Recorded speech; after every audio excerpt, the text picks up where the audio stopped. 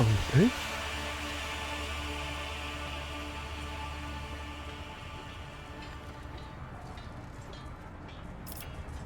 What the hell is wrong with my...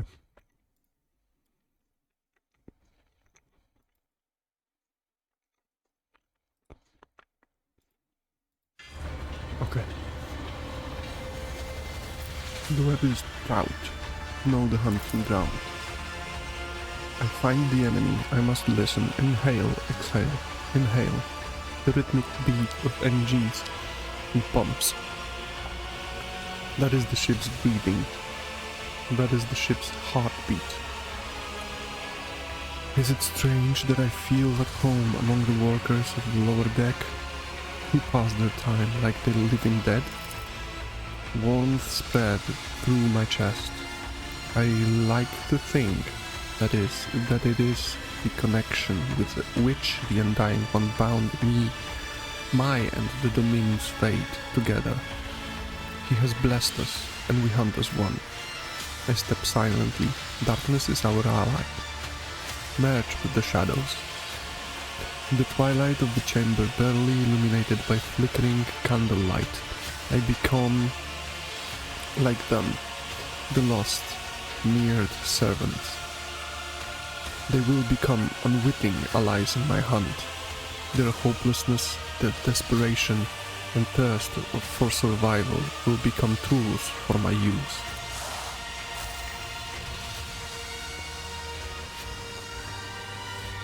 Where is the second spinner? We were supposed to meet here.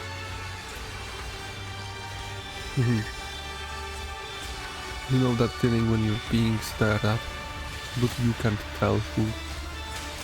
Blah blah blah. Footsteps? Two are coming toward me. Familiar gates. Those are the Dominion's servants. I would not be surprised if the cultists set out on the trail of the Nemesis alone. The spinners are arrogant. We are just another soul to them, a gift to offer death.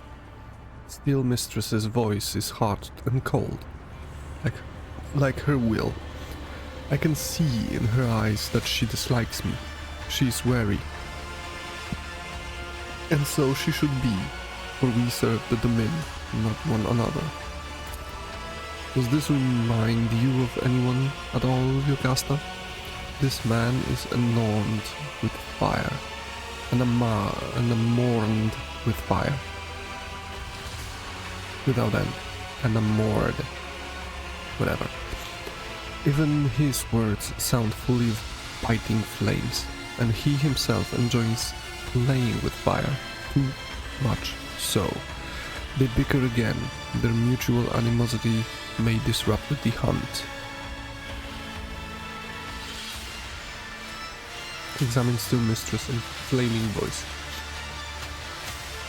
To the lay people, the two are now scarcely distinguishable from the common serfs.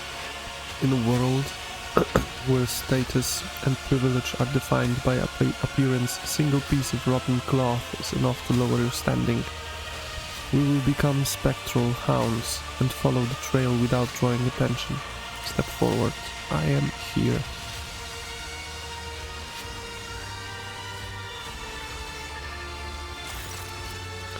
There she is. Welcome to the Plasma Drive Chambers, esteemed Holy Assassin. You can exchange pleasantries later. Lieutenant Godierda is on duty in this compartment. I have ordered her to gather information on all the workers who wear red scarves and who have recently left the bay. This is pointless. The red scarf is not proof of guilt. It is merely a symbol. It could be a trap. I need to find her.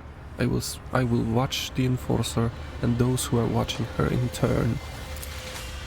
Your Enforcer knows nothing about life in this compartment. I guarantee it. I have better source of information, a good friend of mine who knows a lot about delicate matters. It would be easy to get him to talk. He's terrified of pain and death. Only the faithless fear death. I will not trust him. Let him trust me so that his trust may become a snare for my hunt. I cut them off with a gesture. Their methods of hunting are not mine. but I take the grain of truth from their words and wave it into my plan. We need to provoke them into making a move, intimidate them with an impending threat, instill a false sense of impunity, convince them that they can and must act now. The enforcer who answers to Steel Mistress is the symbol of order and obedience in these chambers. She's standing in the way.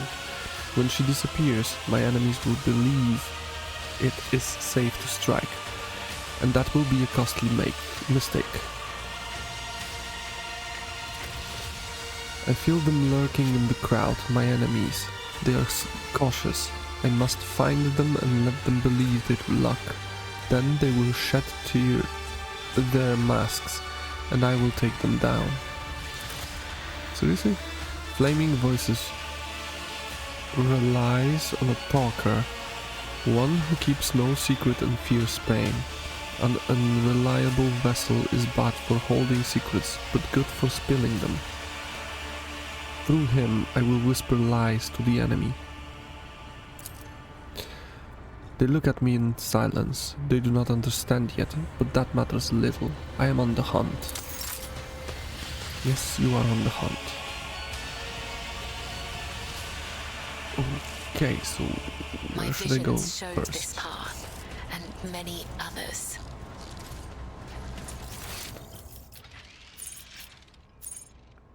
Flaming Voice, Steel Mistress, Grey Hands, Spring, Bitter. Well, maybe I should just walk around. How much of awareness do I have? 30. Oh, god damn it. Oh. I hope they have more. Death walks with me.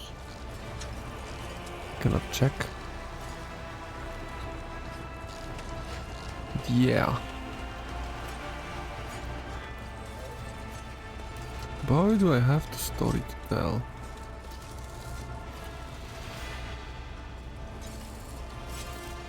Become a shadow and heed the voice of the crowd. The lay people have huddled together like a herd being chased by predators. Faded gazes, bent backs, the crimson kisses of batons on their bodies, and yet shadows of smile touch their dirty, burnt lips as a strange pair. Like a hammer and anvil, send sparks into the air with their words. What are those two talking about, hammer and anvil? And then the lever smacked you right in the kisser? Ha!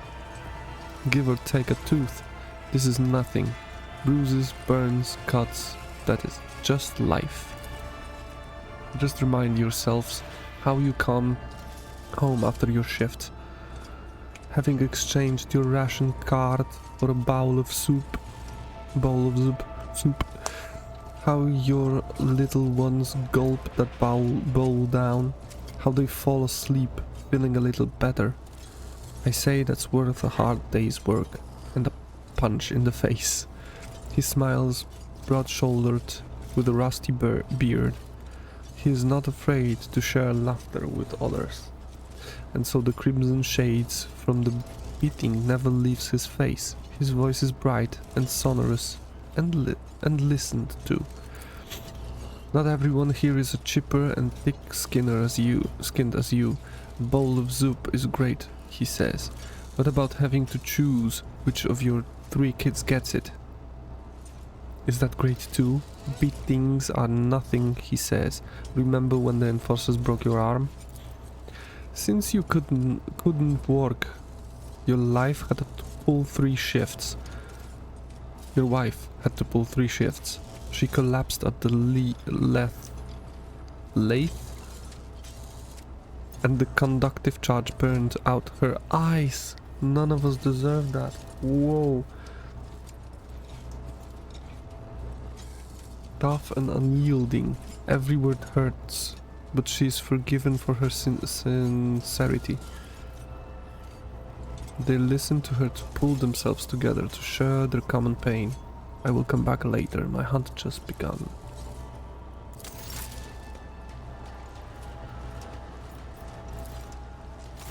Okay, the lay people have huddled together, blah blah blah blah blah, okay. The web. I heard thickens.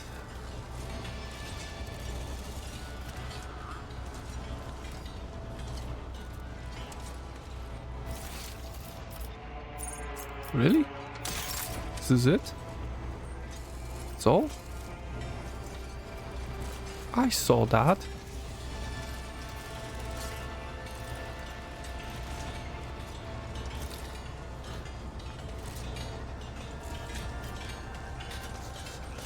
No sleep, no rest. Only duty, only death.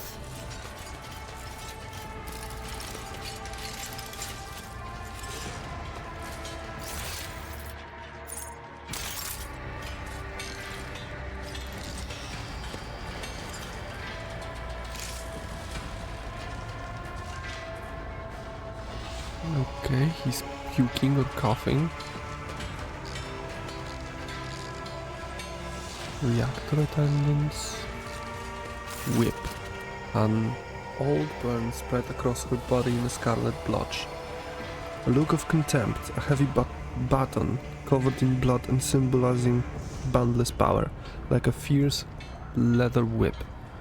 She lashes with both her hand and her gaze. What are you looking at, you beggars? You finish your shift, you go to the barracks. You start your shift, you check in with the foreman and get to work before Matilda comes to pat you on the back. And the Matilda, I presume, is that wonderful, not at all intimidating baton on your belt. I guess our disguise is working, but I would rather not spend the next few watches in the med bay because of a misunderstanding. His breathing has quickened. Flaming voice always makes jests when he's nervous or irritated. Do enforcers infuriate him. In fairness, Master at Arms, apologies for not recognizing you, ma'am. Gudierda, we are conducting an inquest. Answer the spinner's question. I hope your report will be useful. 45. Nothing is unimportant during the hunt. Tell me what you know and I will listen. A group of workers wearing red scarves were seen in the compartment just after the attack on the shrine. The foreman stated that they were at work on the freight line. No gunpowder on their clothes, no fresh wounds. Too many of them have started wearing red masks, and it muddles the trail.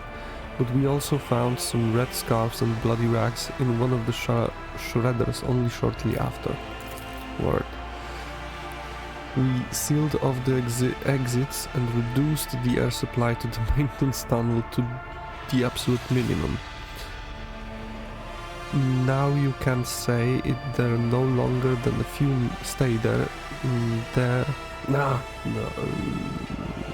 Now you can't stay in there longer than a few minutes without passing out. There is no way the bastards could have left the plasma chambers. They are definitely in here somewhere. Like snakes, the servants of Nemesis have shed their skin.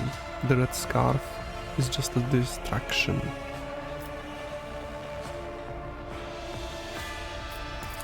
Succeeded! Yes! Day after day, she watches the serfs labor away, exhausting their last vestiges of strength. And there is no compassion in her eyes. They are simply a resource she is commanded to use and then discard. She hates them because she blames them for her pain, her wounds. The workers hide their eyes, but I can hear the murmurs echoing through the bay. There is an impotent rage in their hearts directed at Weep. For she is the embodiment of the very order they despise. But why do they not realize that the Enforcer is a shield as much as a lash? Some of the people I escorted to the other side looked at me the same way in the past. I did not understand, but now.